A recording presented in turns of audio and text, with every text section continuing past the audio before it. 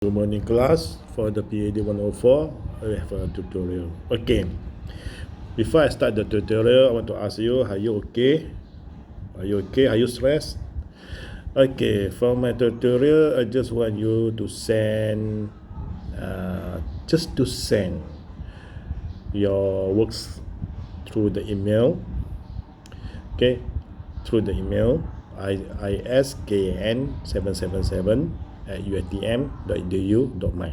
Just send only. Okay, because in our this sem we just have two grades, pass or fail. If you are not send, you are fail, but if you send, pass. So I would like to plead merayu pada anda semua, to plead for you or for you, please send to me. I will accept anything you do, but not I say that jangan buat rojak lah. Okay, jangan buat rojak. Just do it in the right way, I will accept it. Okay, you're in the tutorial. And then I will not give you tutorial questions, ask you to do the homework. I just want you to finish what the things that you have to give to me only. Is it okay? Because I know that in this fasting month, sometimes you are tired, sometimes you are very penat dan juga orang kata letih, letih berpuasa, lepas tu nak buat kerja banyak-banyak. Jadi saya cuma nak mohon anda semua berikan apa yang sepatutnya kepada saya, seperti yang diperlukan, seperti yang saya beritahu kamu, apa yang saya perlukan itu saja. Okay, saya takkan tambah beban dengan kerja kamu.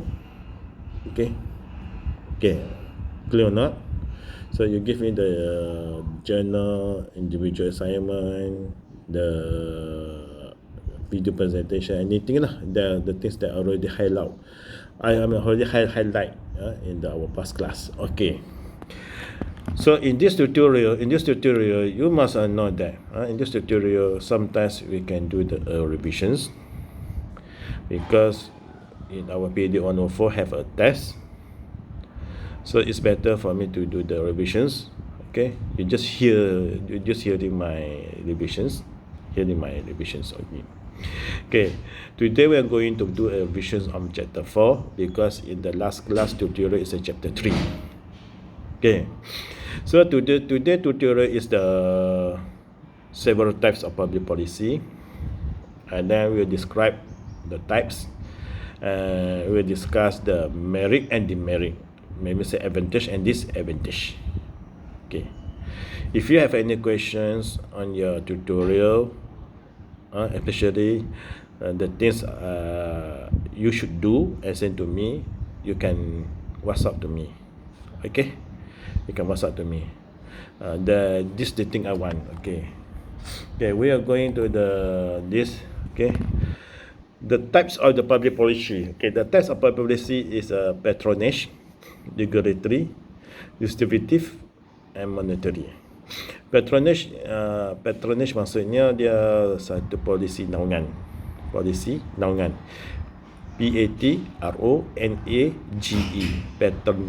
patronage, naungan. Regulatory policy is regarding the perundangan, peraturan. Redistributive is peragihan, polisi peragihan. And then monetary policy is the kewangan. Okay, so what the things that these four types of public policy, this type of public policy also known as constituents, regulatory, distributive and redistributive. Constituents maksudnya constituent ini adalah seperti patronage, patronage. Regulatory, distributive lebih pada redistributive. Distributive and redistributive. Okay, distributive and redistributive policy ada dua benda berbeza. Redistributive maksudnya dia diagihkan semula. Distributive diberikan, polisi yang diberikan. Okay, polisi yang diberikan dan polisi yang pengagihan semula ni dia lain. Distributive maksudnya yang diberikan polisi distributif dari NEP, National Economic Policy. Redistributive maksudnya apa yang terkandung di dalam, contohnya bantuan prihatin nasional BPN is the redistributive policy. Okay, so consistent policy, okay, the first one, constituent policy involves the composition or make up the government. It concerns with the establishment of government structure, with the establishment of the rules for the conduct of government, of rules that distribute or divide power and jurisdictions. Constituent policy also includes such method as personal practice and budgetary actions. It can be divided into two elements, which are structure and procedure constituents. So ini adalah sebagai saya dikatakan patronage lah. Dia satu polisi yang besar. Di bawah polisi besar ni dia ada dia ada sub induk dia. Sebab tu kita kata polisi naungan lah. Okay. So constituent policy ni dia ada two elements, structure and procedure constituents. Okay. Okay. Structure constituent policy creates government structure. For instance, the creation of the Department of Homeland Security.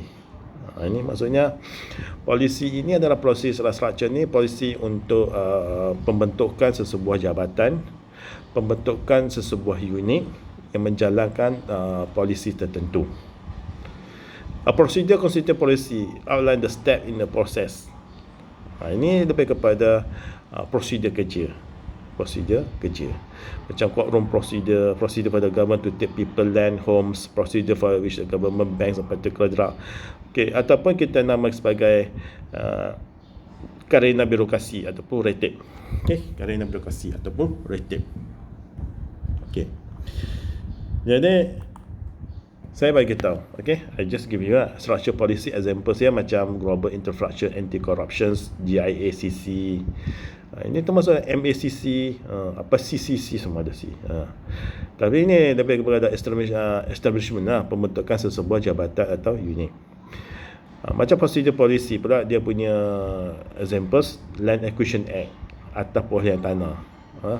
Termasuklah kita kata saman, okay, speed trap AES, also the procedure policy. Okay.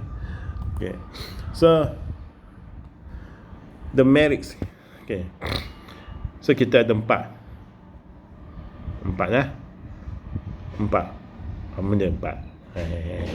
ada empat policy: consistent policy, distributive, and regulatory policy. There's a 4 policy.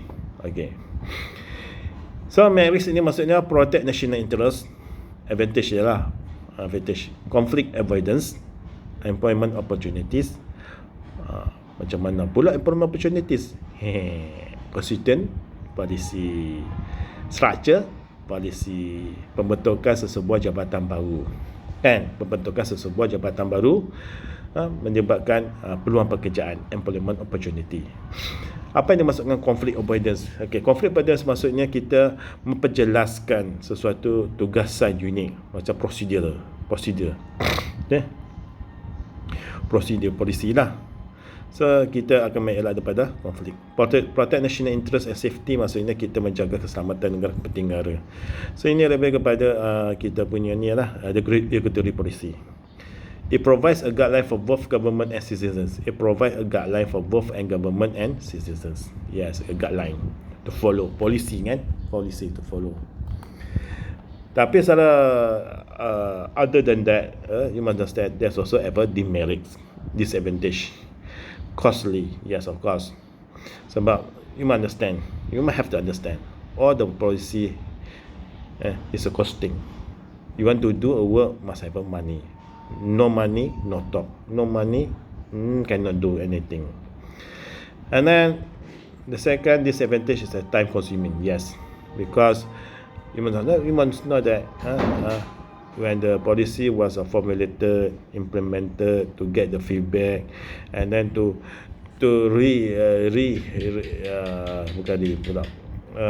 pendampakkan incremental ban. Because most of our policy is the incremental policy. Kemudian kita punya polisi semua adalah pendampakkan. Polisi yang telah digunakan once ago, and then we taken the feedback and then we improve it. Okay. And then sometimes you must say non-stable, and you will be facing change depend on who is the government of the day. Yes. You must know that the government of the day maksudnya kepimpinan yang ada hari ini. Like Tun Dr. M, Vision 2020. When coming to Abdullah Badawi, Islam Hadari. When coming to the Najib Razak, is a GTP, Government Transformation Program. When coming back to Pakatan Harapan, is a integrity. We call it integrity, and then they call it what? Vision Share Prosperity 2030. Kemakmuran, wawasan kemakmuran bersama 20 di 30. And then coming to the Perikatan Nasional Tan Sri Muhyiddin Yassin, belum ada lagi, baru sebulan saja kerajaan. People not fully understand the procedure. Yes, of course. Most the procedure people have not understand, because we are not making the policy. We are not implement the policy. We are not the enforce the policy. So how we want to understand the policy, the procedure policy? Like examples, procedures for the GPJ. You know that? You don't know, is it? Procedure for the HEA, UiTM. You know? You know, because you are the student of the UiTM. Of course you know. You are a student of the UiTM. You know the procedure of the HEA, UiTM. But you don't know GPJ. You don't know JPN, Jabatan Pendapatan Negara, because you are not working there. Of course. This is the logic ideas. So relax. And then regulatory policy. Okay, regulatory policy, you must understand. Regulatory policy, okay, achieving government's objective through the use of regulations, laws, and other instruments to deliver better economic and social outcome, and thus enhance the life of citizens and business. You see that? Enhance the life of citizens and business. So regulatory policy is what? Its objective is enhance the life of citizens and business. But what are the winners? What are the winners? Regulatory policy impose restrictions or limitations on the behavior of individuals and groups. Doing that, impose restrictions, very strict limitation on the behavior of individuals and groups. So they mean that sometimes regulatory policy was very authoritarian. People were against, let's say that PKP, MCO. You say one person in one car, you must follow. After that, PKPB, MCOC English. What's MCO? Movement Control Order. Movement Control Order Condition, MCOC. Is in the MCOC, the maximum is 4 person. Before that, 1 person. So you must follow. If you are against, you will be fined. You'll be jailed. Okay. So it's a government formulate regulatory policy for the purpose of contouring the conduct of certain behavior that can bring harm to the society. So it's a regulatory policy. Okay, it's a regulatory policy. And then you must know that on the regulatory policy, there's 2 types: competitive regulatory policy and protective regulatory policy. Competitive is what? Okay, competitive is regulates entry into markets and many also regulate price. That means that if you want to entry in one market or one industry, there's a regulatory policy. Or price, like the oil price. Oil price, is it? Harga minyak mengikut sistem ampungan. Itu pun regulatory policy, dalam competitive regulatory policy. And then what's the protective regulatory policy? Protective regulatory policy protects the public from a perceived harm. It often requires a change in behavior brought about by invoking rewards or penalties. Ini kamu kena faham, the protective regulatory policy ni there's a MCOC. Okay? Yeah. Because he often require a change in behavior brought about by invoking rewards or penalties. If you want to go anywhere around 10 kilometers in MCO, now you can go anywhere, but you cannot interstate. This is MCOC. Okay. So you must understand the greater policy that the OSHA. So you must understand that in the regulatory policy, sometimes there's a fine, sometimes there's a jail, sometimes there's a lot of the things because it reward and punishments. Okay, so what is the advantage and disadvantage for the regulatory policy? Okay, advantage for the regulatory policy is what? Okay, it's able to solve people problems promptly. Able to solve people problem promptly. People obey and conform the policy, keep the public safe from a wide range of dangers, community safety and sound environment, help to solve the problem of market failure. So this advantage. Because the advantage of good policy is solve people problems, and then obey, conform the policy. Ask the people to obey and conform the policy. Keep the public safe from the wide range of danger. Help to solve the problem of market failure. This is an advantage of the regulatory policy. Okay, and then disadvantage of the regulatory policy is the issue of enforcement. Because that you want to enforce a lot of workers, a lot of workers need to do workforce. So workforce is one of the problems for the enforcement of the regulatory policy, and the conflict might occur between two or more parties. Sometimes people will be conflicts. Why cannot? Why you can? What the things that you can do it? What the things I cannot do it? People will be angry. And then sometimes the use of coercive power. Yes, coercive, kekerasan. Because enforcement, you want to enforce, you must force the people. When you want to force the people, you must use the coercive power. And then if you use the coercive power, will be conflict. This is a disadvantage. And then the issue of standardizations among states. Standardizations among states. You understand that? How about the standardizations? Is it all the states same? No. Certain states are very loose. Certain states are very strict. Let me say that. Okay. Okay. How about the MCOC now? Is it all the states same? No. No, all the states are same MCOC. Certain states allow of certain sector to operative. Certain states are not allowed.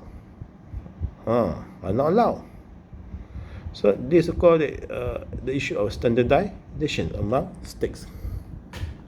And then distributive policy. Okay, distributive policy. The policy appear to allocate benefit of resources to the larger populations. Ini distributive policy. It's not same like redistributive. Distributive policy is a pemberian. Polisi yang memberikan sesuatu. Okay, memberikan sesuatu. Okay, a good example is the interstate highway system. The highway are found in every state and used by most people. So if you say interstate highway system, you must understand Kelantan is not accept. Interstate highway like the Plus, the Selangor, JB, yes.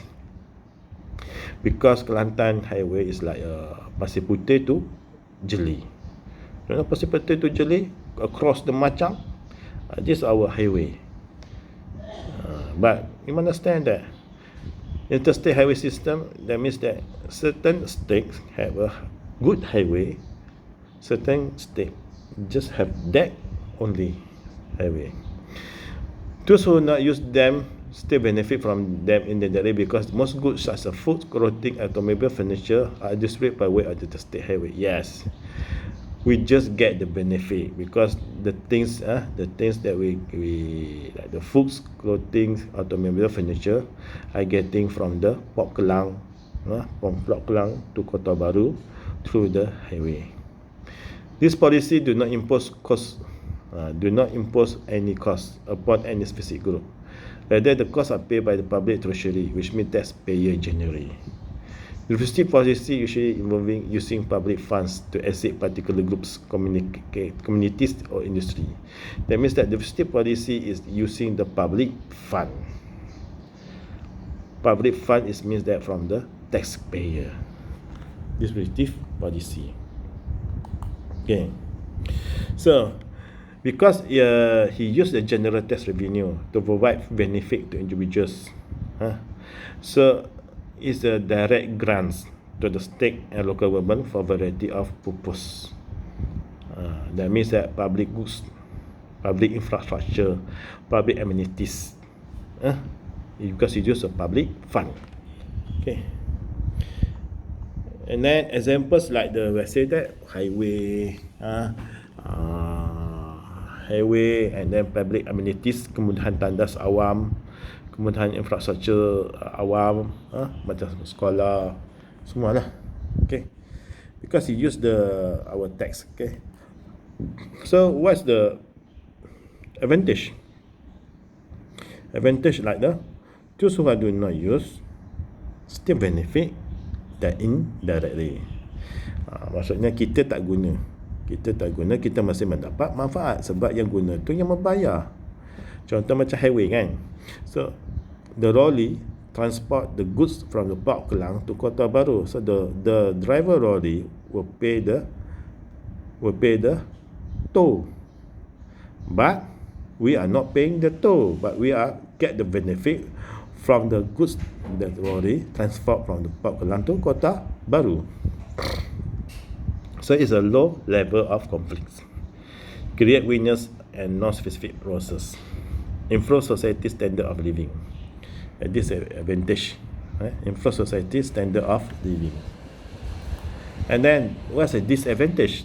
Disadvantage is less effective during economic downturn. Less effective during economic downturn. The issue of priorities and citizen preference. That means that the issue of priority.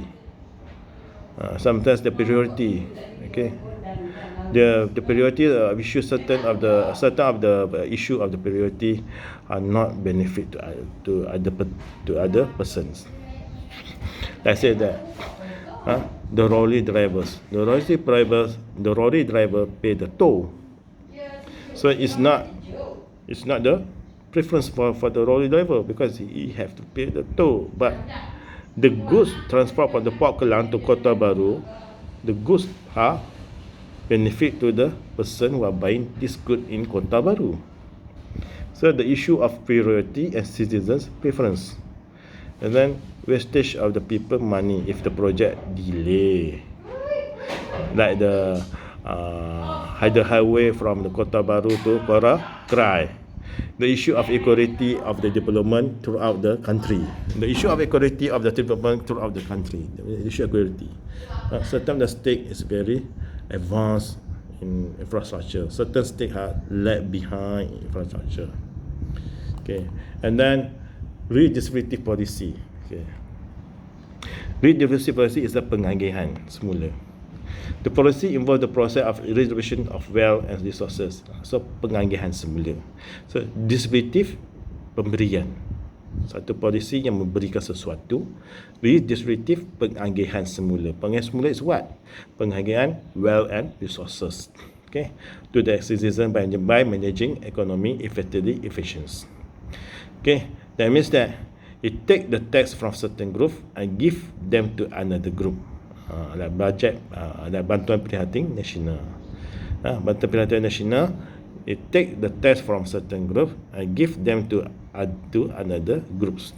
Okay, and then the distributive policy also deal with income stabilizations, which help to support those who are unemployed or retire. Social welfare, where the government provides either direct payments to individuals or supporting state and local effort for indigent poor people or healthcare program. Okay, it's a progressive taxations. That means the progressive taxations. If your income 8,000, you'll be taxed like this. If you're 20,000, taxed like this. That means that it's macam ni. Progressive taxations. Progressive taxations.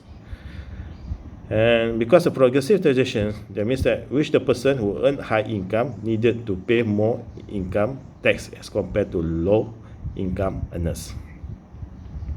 And then it's a better off. It's a one-off capital gains and proposal. The government will give you the money in one-off, better off. Okay. So resistive policy also is a what?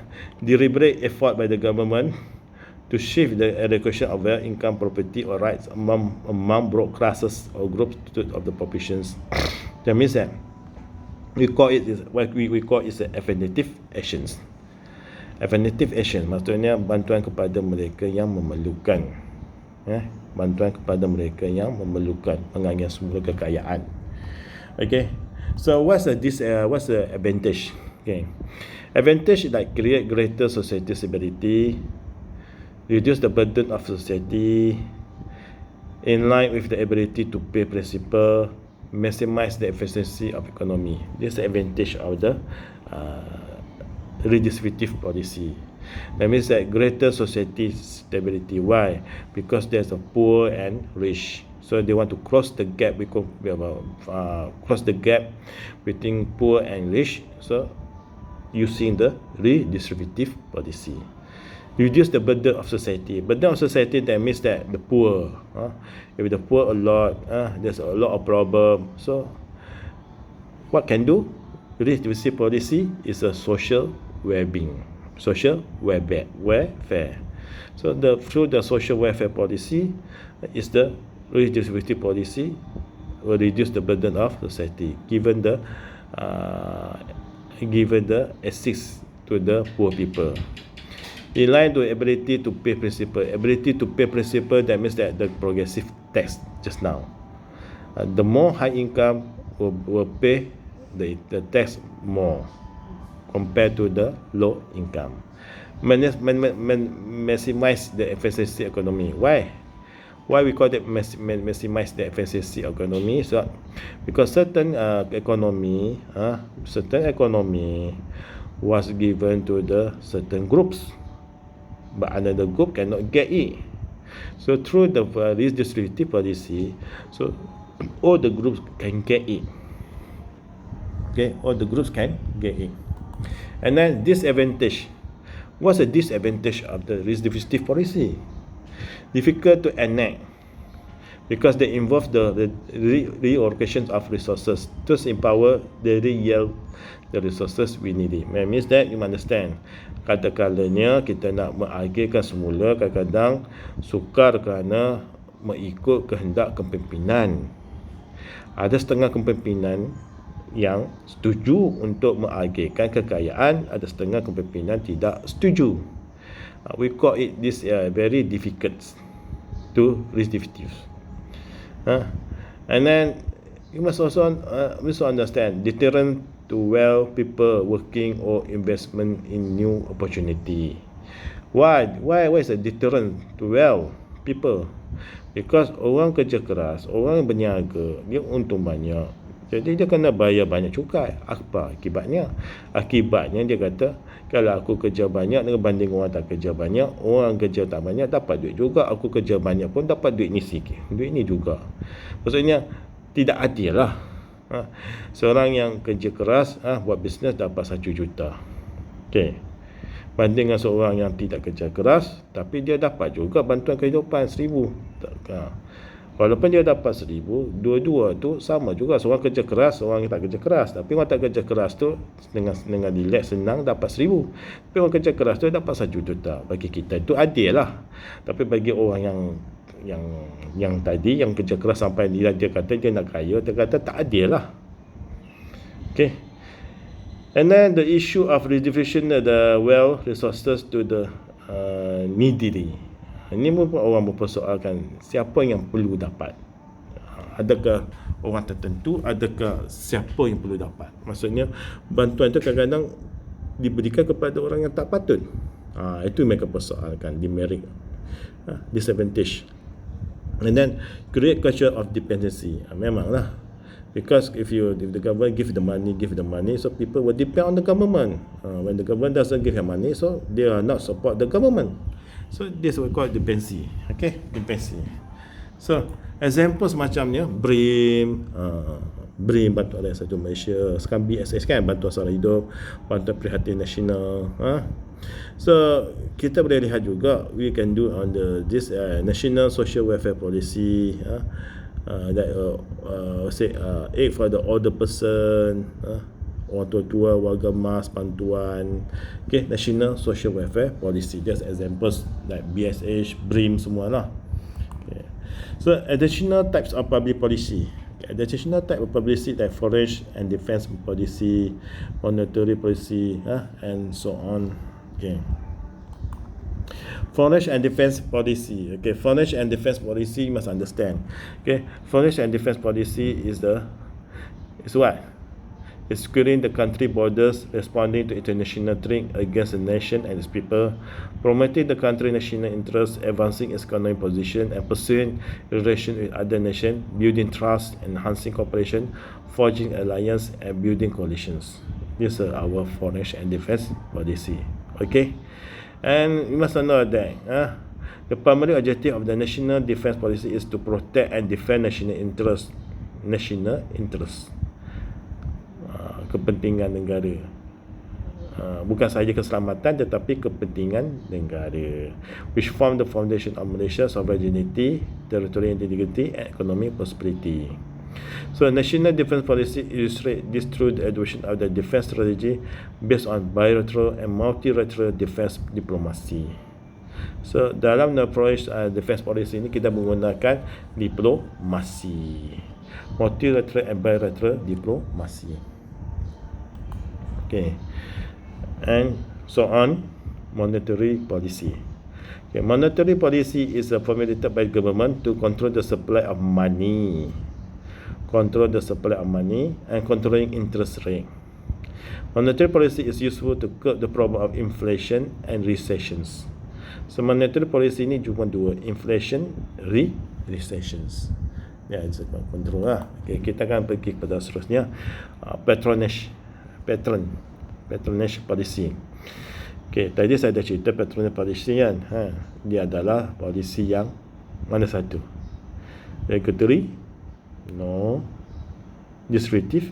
No. Distributive? No. Siapa? So I must wear it on the way. It's a consistent policy. So we are looking on here again. This is a form of policy in which the government deploy incentive for individuals or corporation as a reward. Still remember consistent policy, reward and punishment. Consistent policy is a reward and punishment. Okay. Jadi kamu kena faham, consistent policy dan patronage policy walaupun sama dari segi tujuan tetapi ada perbezaan. Consistent policy tadi saja cerita reward and punishment because they have the structure, procedure. Still remember?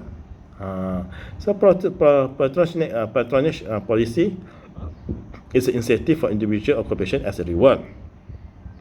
The government believe that if there is no incentive provided to the citizens, they will refuse to accept change or suggestion made by the government. This policy motivate people or corporation to change rather than given punishment for non-compliance. See that? Ini adalah satu polisi yang saya kata polisi naungan ni adalah polisi yang mana bezanya naungan ni, kamu kena faham patronage polisi naungan ataupun polisi ni ada polisi yang besar, di bawah ada sub-indo. Seperti yang saya cerita tadi, consistent policy. Tetapi perbezaannya kamu kena faham. Okay, the differences patronage policy and consistent policy is what? It give the incentive to change the people rather than punishment for non-compliance. So there's a three subtypes of patronage policy: subsidy, contract, and license. Just now consistent policy, procedure, structure. Tapi patronage policy, subsidy, contract, and license. Clear or not? Subsidy, contract, and license. So subsidy, contract, license is a patronage policy also. So kita sebenarnya ada berapa polisi? 5 kan? 5 lah. Consistent policy, patronage policy, regulatory policy, distributive policy, redistributive policy. Ada 5. Cuma consistent policy dengan patronage policy ni dia ada persamaan, dia ada perbezaan. Tapi distributive, redistributive and regulatory tidak ada persamaan perbezaan. Mereka tak asing. Clear or not? Are you clear? Okay. And then the features of public policy by Howard and Gunn. Okay, the policy, you understand that process of policy making involves several sub-policies and may extend over a considerable period of time. The process of public policy making involves intra and inter-organizational relationship with a key role of public agency. Public policy involves many participants. It has to deal with many constraints. It also ill structure as well for objective are full and are ill-defined and vague. Okay, you must know that. The demerit for the public policy is what? Sometimes they have far from achieve the objective. Sometimes it's very ill-defined because people can understand. Like the people can understand. What people can understand? Like e-wallet. Okay, e-wallet 30 ringgit. Okay. E-wallet 30 ringgit. Is it ill-defined? Is it ill-defined? How about people who don't have the Android phones? Bagaimana dengan orang yang tak ada telefon Android? Boleh tak mereka nak menuntut e-wallet? Cannot. So you must understand. Okay, you understand that. So the features of the demerit, demerit of the public policy is a ill structure and ill defined. Sometimes also you must understand public policy that ODL, online distance learning. Okay, online distance learning. Is it constraint? Yes, constraint. Technology. How you want to surf the internet line? Is it your line very slow, or your line is very good? For who use the good Wi-Fi, the good home Wi-Fi is okay. But people have not used the Wi-Fi. How about that? You don't have a Wi-Fi. No Wi-Fi lah, Wi-Fi lah. You don't have a Wi-Fi. You must use your phones. So you need a lot of data. A lot of data means that a lot of money to buy the data. Constraints. Okay, and then not all the place have a good signal of the internet. Okay, resources, assumptions, and reaction. What are the reactions if you are not involved in the ODL? What are the reaction of you are not involved in the ODL? Also have problems. Okay, this is a policy. ODL, online distance learning, is one of the policy. Okay, so you must understand these are our things that you have to learn. And then you must know that the importance of public policy.